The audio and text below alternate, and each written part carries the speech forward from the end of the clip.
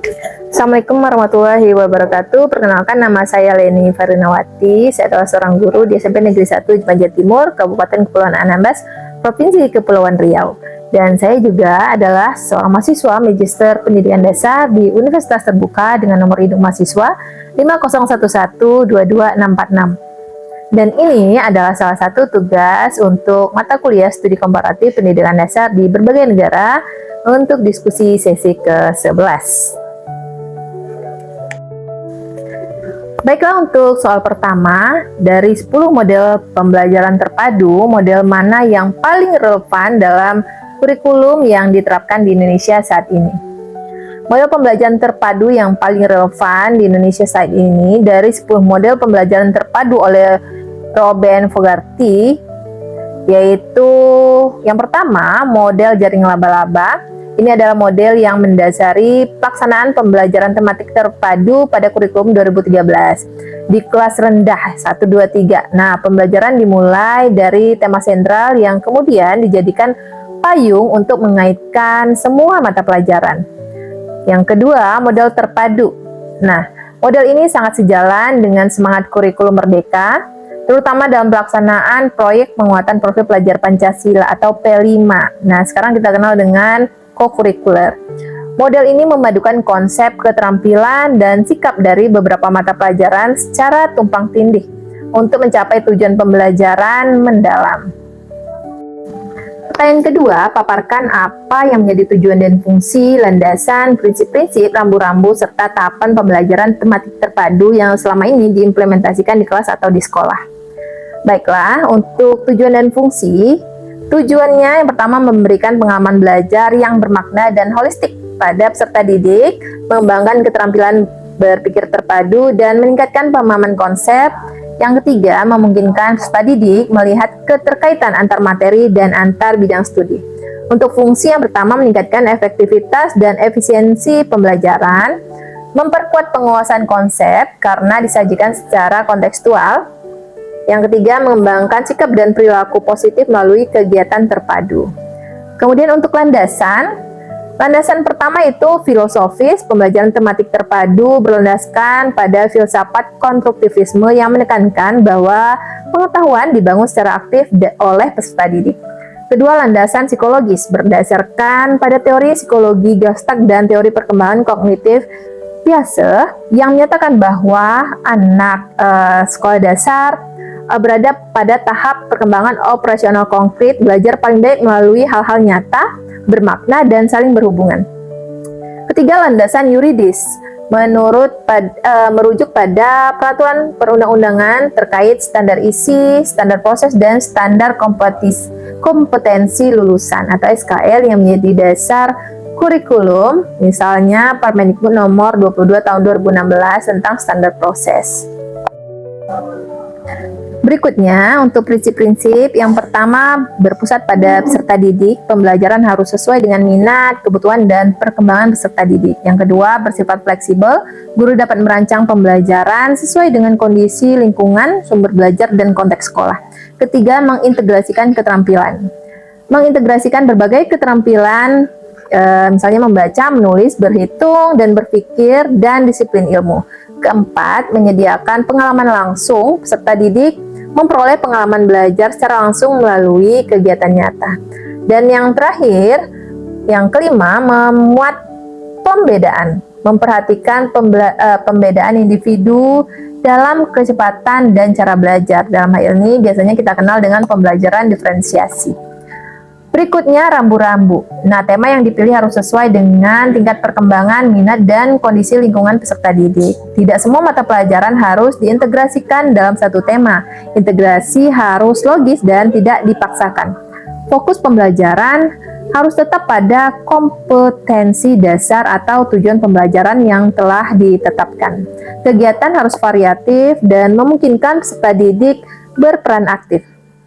Yang berikutnya, tahapan pembelajaran tematik terpadu. Ini secara umum, yang pertama itu di perencanaan, pemetaan KD, penentuan tema, penetapan jejaring tema, dan penyusunan RPP. Kedua, di bagian pelaksanaan, di sana ada kegiatan pendahuluan, menciptakan suasana siap belajar, apersepsi, dan menyampaikan tujuan pembelajaran. Berikutnya, kegiatan inti melaksanakan aktivitas belajar yang menggunakan tema sebagai payung untuk memadukan KD dari berbagai mata pelajaran. Fase eksplorasi, elaborasi, dan konfirmasi. Terakhir ada kegiatan penutup. Di sini melakukan refleksi, umpan balik, dan tindak lanjut. Nah, berikutnya ada penilaian. Penilaian otentik yang mencakup aspek pengetahuan, keterampilan, dan sikap.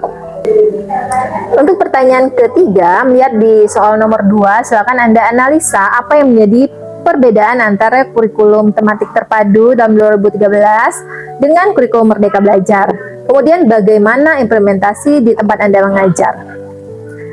Untuk perbedaan dari kurikulum tematik terpadu 2013 dan kurikulum Merdeka, yang pertama dalam aspek model dasar integrasi. Nah, kalau di kurikulum 2013 tematik terpadu, di sini ada model WPP yaitu jaring laba-laba untuk kelas rendah, fokus pada tema yang mengikat kompetensi dasar. Nah, kalau di kurikulum Merdeka, indisipliner atau transdisipliner atau model integratednya melalui proyek, fokus pada capaian pembelajaran dan profil pelajar Pancasila.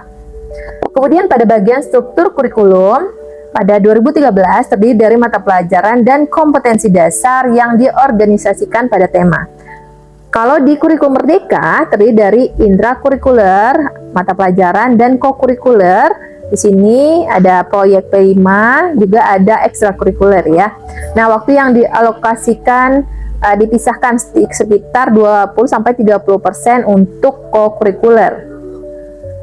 Kemudian pada aspek penentuan materi. Nah, di kurikulum 2013, kompetensi dasarnya harus tuntas dan materinya ditentukan berdasarkan silabus baku. Kalau di kurikulum Merdeka nih, fleksibel.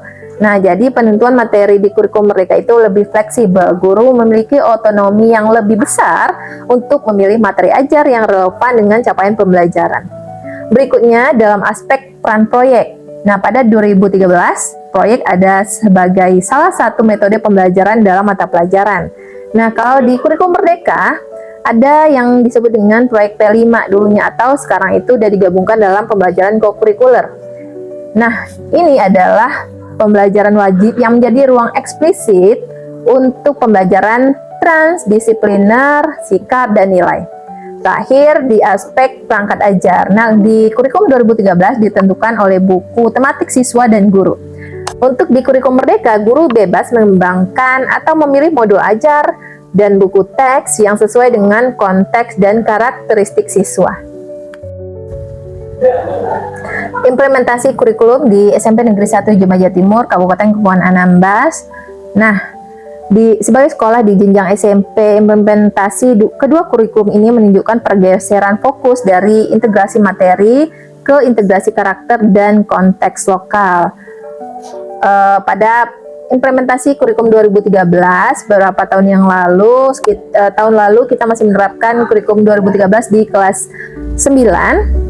Nah, pada jenjang SMP, kurikulum 2013 tidak menerapkan tematik terpadu seperti di jenjang sekolah dasar. Namun, semangat keterpaduan diwujudkan melalui yang pertama itu integrasi muatan lokal, mengaitkan materi pelajaran dengan kearifan lokal, misalnya mengintegrasikan unsur budaya atau sejarah Jemaja Timur dalam mata pelajaran IPS atau Bahasa Indonesia.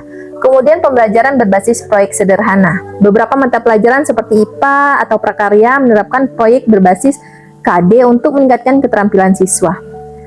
Nah, pada saat implementasi kurikulum Merdeka, saat ini kita sudah mengimplementasikan kurikulum Merdeka mulai dari kelas 7, 8, dan 9. Nah, penerapan kurikulum di SMP Negeri 1 Jemaja Timur berfokus pada dua pilar utama. Yang pertama itu intrakurikuler atau di mata pelajarannya, penyusunan ATP berbasis konteks. Nah, guru memiliki keleluasaan nyusun alur tujuan pembelajaran yang disesuaikan dengan kebutuhan dan sumber daya yang ada di Kepulauan Anambas. Contohnya, misal pada mata pelajaran IPA, guru lebih menekankan materi ekosistem laut dan dampaknya bagi masyarakat pesisir yang relevan dengan lingkungan sekolah. Berikutnya, penggunaan modul ajar. Guru memanfaatkan dan memodifikasi modul ajar agar sesuai dengan kondisi siswa dan keterbatasan akses terhadap sumber belajar tertentu.